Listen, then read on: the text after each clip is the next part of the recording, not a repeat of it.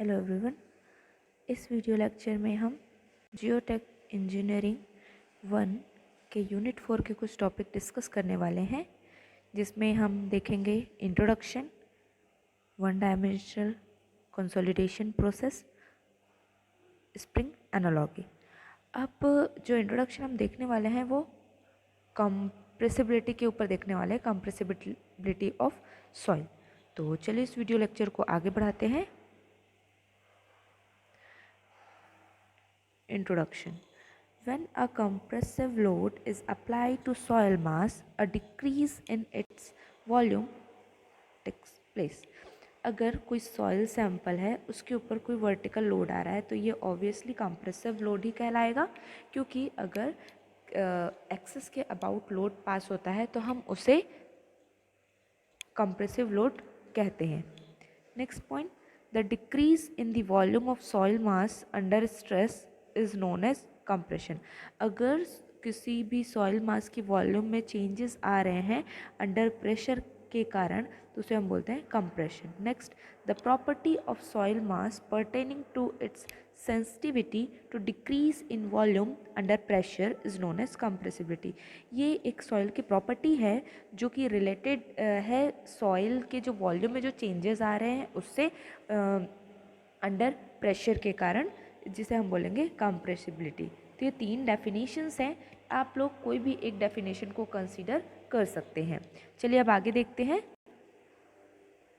देखिए compressibility of soil, यहाँ पर देखिए फॉर एग्जांपल ग्राउंड सरफेस के ऊपर कुछ कंस्ट्रक्शन वर्क है, कोई भी बिल्डिंग है, कोई घर है, डबल स्टोरी, सिंगल स्टोरी, जो भी, तो उसका जो लोड है वो अप्लाई होगा ग्राउंड पे, तो वो क्या होगा, as a compressive load work करेगा सॉइल के लिए, सरफेस के लिए। अब जैसे यहाँ पे शो हुआ है वाटर लेवल, मतलब सॉइल जो है वो सैचुरेटेड भी हो सकती है, सॉइल में मॉइस्चर जो है प्रेजेंट हो सकता है।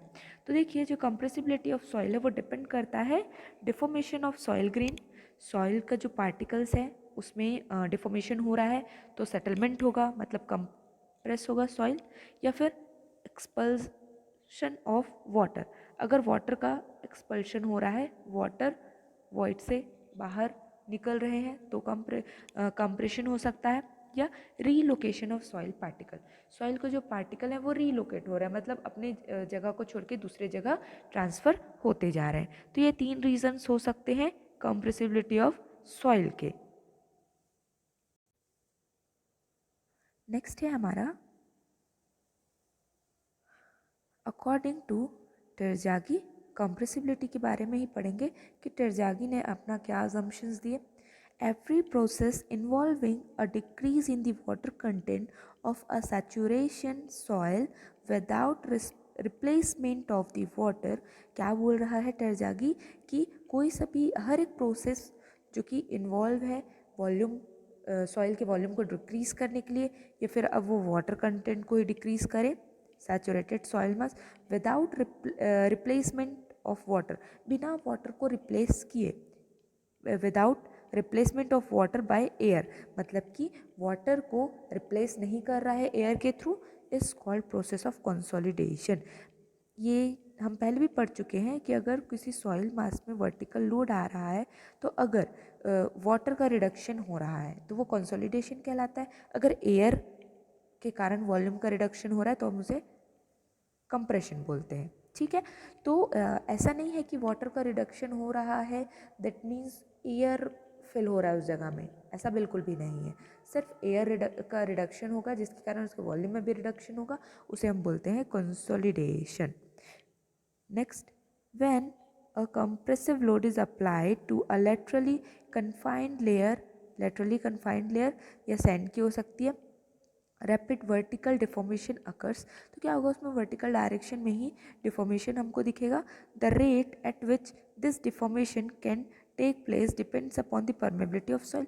अब ये जो डिफॉर्मेशन है वो डिपेंड करेगा सॉइल की प्रॉपर्टी पे, सॉइल परमेबल है या नहीं, ठीक है, and upon the distance of the water must travel to reach a drainage surface, या फिर उसमें वाटर वॉइड्स जो प्रेजेंट हैं वो कहाँ तक है। ठीक है, नेक्स्ट देखते हैं the compressibility of clay may also be caused by three factors. Three factors होते हैं जिस पे डिपेंड करेगा कंप्रेसिबिलिटी ऑफ क्ले या फिर सॉइल. फर्स्ट है the expulsion of double layer water from between the grain. Grain से अगर वाटर इवेपोरेट हो रहा है. Slipping of the particles to new position of greater density, जैसा कि अभी हम पढ़े थे relocation of soil particles. Third है bending of particles as elastic sheets. अगर सॉइल जो है शीट्स के फॉर्म में है, अगर उसमें बेंडिंग हो रहा है तो कंप्रेशन होगा. नोट पॉइंट है कि जो परमेबिलिटी है of clay being very small, जो क्ले होता है, क्ले सॉइल जो है उसमें जो परमेबिलिटी होती है वो बहुत ही कम होती है. Time is an important factor in the consolidation of clay. Consolidation के लिए टाइम बहुत ही इम्पॉर्टेंट फैक्टर होता है, क्योंकि टाइम जैसे जैसे वेरी करेगा वैसे ही सॉइल के वॉल्यूम में चेंजेस देखने को मिलते हैं. चलिए आगे देखते हैं. द कंसोलिडेशन प्रोसेस देखेंगे हम बाय स्प्रिंग एनालॉजी, मतलब स्प्रिंग का कंपेयर हम करेंगे कंप्रेसिव लोड से. फर्स्ट है the mechanics of consolidation was demonstrated by Terzaghi. Terzaghi ने एक कंसोलिडेशन के ऊपर एक मैकेनिक्स दिया by means of the piston and spring analogy, जिसमें पिस्टन और स्प्रिंग का यूज़ किया गया है. Shows a spring with a piston on its top. एक स्प्रिंग लिया गया है जिसके टॉप में पिस्टन फिट किया गया है. Let the length of the spring, इसकी लेंथ कंसीडर की गई है J naught under a pressure of 10 units. इसके ऊपर 10 यूनिट का कंप्रेसिव लोड अप्लाई किया गया है. If 12 units of pressure are added, अगर हम इसमें +2 कर दें तो 12 यूनिट का लोड अप्लाई होगा to its top. The spring will be compressed immediately to length Z1. तो ये जो स्प्रिंग है वो Z1 लेंथ कंप्रेस हो जाएगा. Next a further application of load will result in further decrease in the length of the spring. अगर हम further load को इंक्रीज करते जाएं तो क्या होगा, इमीडिएटली हमको स्प्रिंग की लेंथ में डिक्रीमेंट दिखाई देगा. चलिए आगे देखते हैं. देखिए ये डायग्राम दिख रहा है, हमने 10 लोड अप्लाई किया फिर +2 कर दिया तो Z लेंथ मिल गई, इतना डिक्रीमेंट हो गया. अब यहाँ पर पिस्टन अप्लाई किया गया है और टॉप से लोड अप्लाई किया जा रहा है और ये है स्प्रिंग. चलिए आगे देखते हैं. देखिए with an elastic limit the load deflection curve में be assume to be straight. Elastic limit तक हम लोड डिफ्लेक्शन कर्व को स्ट्रेट मानते हैं, क्योंकि जैसे ही लोड हम हटाएंगे स्प्रिंग क्या है, स्ट्रेट हो जाएगी, अपने शेप को रीगेन कर लेगी. If the spring and piston is placed in a cylindrical containing water up to the bottom of the piston and a valve at its top. हम क्या करते हैं, जैसा कि डायग्राम में है कि हम एक कंटेनर लेते हैं जिसके लोअर में पिस्टन लगाते हैं, वॉल्व ऊपर रहेगा और इस टैंक में स्प्रिंग को भी फिट कर देते हैं और इसमें वाटर फिल्ड है और फिर हम इसमें 10 यूनिट का लोड अप्लाई करते हैं. And a valve at it's bottom. Water will be free of stress since the whole load is carried by the spring alone. तो जब तक वॉल्व क्लोज है तो क्या होगा, सारा लोड स्प्रिंग बियर करेगा. If the pressure on the piston is increased, अगर जो पिस्टन में जो लोड आ रहा है, ठीक है, अगर हम उसको 12 यूनिट कर दें and the valve is closed, और जो वॉल्व लगा है उसको हम ओपन कर दें तो वाटर क्या होगा, इवेपोरेट होगा, वाटर हटते जाएगा वहाँ से.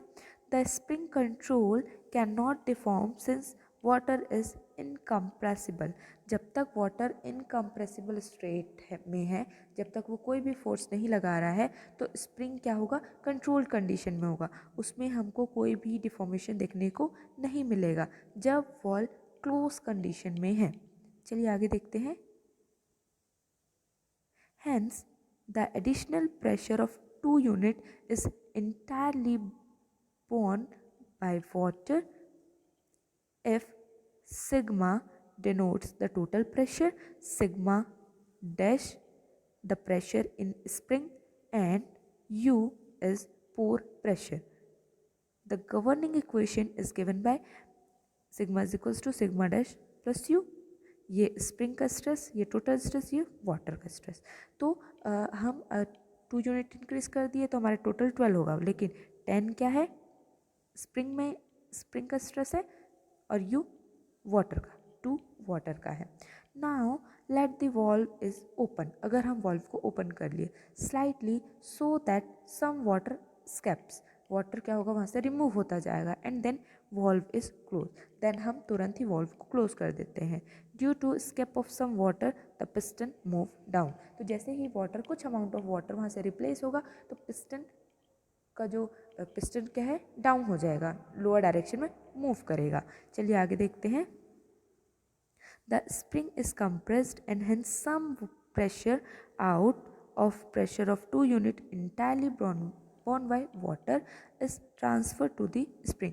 अब जो वाटर का जो स्ट्रेस है 2, वो भी स्प्रिंग में अप्लाई हो रहा है, तो टोटल 12 ही है. Thus at any immediate stage the pressure equation देखिए 10 स्प्रिंग का प्लस डेल सिग्मा, तो ये जो U जो है वो भी स्प्रिंग में ही ऐड हो गया है, प्लस अब जो वाटर का है उसमें हम इसको माइनस कर देंगे. ठीक है, तो ये हमारा इक्वेशन फॉर्म होगा. टोटल 12 ही है, 10 स्प्रिंग का है और ये वाटर का प्रेशर है, जो एक्स्ट्रा लग रहा है वो ऐड हो जाएगा. अब हमने जो 2 यूनिट एक्स्ट्रा अप्लाई किए उसमें हम इसको माइनस कर देंगे डेल सिग्मा डैश को, जो वाटर के कारण स्प्रिंग में लग रहा है. चलिए आगे देखते हैं. Where del sigma dash is the transfer of pressure from the water to spring. ये जो डेल सिग्मा डैश है वो प्रेशर वाटर का है जिसको हम स्प्रिंग में ट्रांसफ़र किए हैं. If the valve is fully open, अगर हम वॉल्व को पूरा ओपन कर दें, sufficient water is escape, sufficient amount जितना वाटर को रिमूव होना होगा वो वहाँ से ट्रांसफ़र हो जाएगा. Till length of spring is reduced to a height of Z1, जब तक वाटर वहाँ से उतना रिमूव होगा जितना कि स्प्रिंग Z1 लेंथ तक पहुँचा है. Thus the whole of 2 unit of pressure is transferred from water to the spring. तो जो 2 यूनिट है वो क्या होगा, प्रेशर ट्रांसफ़र होगा वाटर से स्प्रिंग में, जो हमने कंसिडर किया था वाटर का. ठीक है, the water becomes free of pressure. अब वाटर जो है फ्री हो जाएगा प्रेशर से, क्योंकि वो तो स्प्रिंग में अप्लाई कर दिया सारा pressure. The spring carries the whole of pressure. The pressure equation at this stage क्या होगा, वाटर का प्रेशर 0 हो गया 12, और ये टोटल स्प्रिंग में आ रहा है 12. देखिए ये डायग्राम बनाना हमको कंपलसरी है. देखिए ये नॉर्मल था जब हमने कोई भी सिलेंडर कंसीडर नहीं किया, सिर्फ स्प्रिंग है और लोड अप्लाई किया जा रहा है. पहले में Z0 लेंथ है, 10 यूनिट का लोड अप्लाई किया जा रहा है. जैसे ही 2 यूनिट का लोड इंक्रीज किया गया तो ये Z1 लेंथ में पहुंच गया. अब हमने क्या किया, एक कंटेनर लिया जिसमें हमने वाटर फिल किया, स्प्रिंग अप्लाई किया है और बॉटम में स्प्रिंग पिस्टन लगा दिया गया है. ठीक है, अब ये Z0 लेंथ का है, वाटर फिल किया, 2 यूनिट का लोड इंक्रीज कर दिए और वॉल्व जो है वो क्लोज है. ठीक है, ये देखिए क्लोज दिख रहा है. तो क्या होगा, total stress is equals to 10 जो अप्लाई किया जा रहा था प्लस U जो है वो एक्स्ट्रा हमने ऐड कर दिया है वाटर का. ठीक है, अभी तक वाटर का प्रेशर नहीं लग रहा था. नेक्स्ट अब हमने क्या किया, वॉल्व को पार्शली ओपन किया. पार्शली जैसे ही हमने ओपन किया तो वाटर का कुछ अमाउंट बाहर निकल जाएगा. तो क्या होगा, उसमें से हम जो वाटर जितना अमाउंट निकला है उस वाटर का स्ट्रेस को हम 2 से माइनस कर देंगे. ठीक है, ये 10 ये है प्लस अब ये जो 2 है वो क्या हो गया, स्प्रिंग में ही अप्लाई हो गया, जिसको हम डेल सिग्मा डैश से शो कर रहे हैं. अब जो 2 है जो कि वाटर का प्रेशर है उसमें हम माइनस कर देंगे जितना अमाउंट ऑफ वाटर निकला है, मतलब डेल सिग्मा डैश. ठीक है, देन फाइनल हम वॉल को पूरा ओपन कर दिए तो वाटर पे कोई स्ट्रेस अप्लाई नहीं होगा, वाटर फ्री हो गया स्ट्रेस से, जितना रिमूव होगा ना वो रिमूव हो जाएगा, और इसमें लोड जो है, इस लोड के कारण वो Z1 लेंथ हो जाएगी उसकी, क्योंकि स्प्रिंग की हाइट कम होगी, और ये 2 जो है वो है एक्स्ट्रा लोड हमने अप्लाई किया, और 10 unit plus 2 unit, total 12 unit का लोड अप्लाई कर रहे हैं, जिसमें वाटर फ्री हो चुका है लोड से। अब ये जो 2 है ये वाटर का नहीं है, ये हमने 2 अप्लाई किया है, जैसे कि ये हम इसको इससे रिलेट कर सकते हैं। वॉल्व प्रॉपर ओपन है, किसी भी चीज़ का कोई स्ट्रेस जनरेट नहीं हो रहा था। अब वाटर का स्ट्रेस कैसे जनरेट हो रहा था? आप ये सोचिए कि आपने टंकी का वॉल्व ओपन कर दिया है, ठीक है, टंकी में पानी फिल हो रहा है, वो पूरी तरीके से क्लोज है, ठीक है। अब अगर उसमें पूरा टॉप तक पानी फिल हो जाएगा तो अगर एक्स्ट्रा वाटर उसमें आएगा तो वो वाटर हटने लगेगा, लेकिन अगर आपने उसको ऊपर से कम्प्लीटली पैक कर दिया तो वाटर प्रेशर लगाएगा, ठीक है। जैसे ही अगर आपने वॉल्व को क्लोज ओपन किया तो वाटर कुछ अमाउंट निकलेगा, फिर देन अगर आप अगेन उसको क्लोज कर दोगे तो वाटर का प्रेशर रहेगा टंकी में। लेकिन अगर आपने फिर से अगेन उसको फ्रीली ओपन कर दिया तो जितना वाटर एक्स्ट्रा है वो रिमूव हो जाएगा। अब टंकी के अंदर जो वाटर है वो, उसमें कोई भी स्ट्रेस प्रेजेंट नहीं है, वो कोई भी स्ट्रेस अप्लाई नहीं करेगा टंकी में। तो ये इसका कॉन्सेप्ट क्लियर हो गया होगा। डायग्राम कंपलसरी है, अब डायग्राम को देख के इसकी थ्योरी को एक्सप्लेन कर सकते हो। चलिए इसके आगे के जो टॉपिक है वो हम नेक्स्ट वीडियो लेक्चर में देखेंगे, तो मिलते हैं अब नेक्स्ट वीडियो लेक्चर में।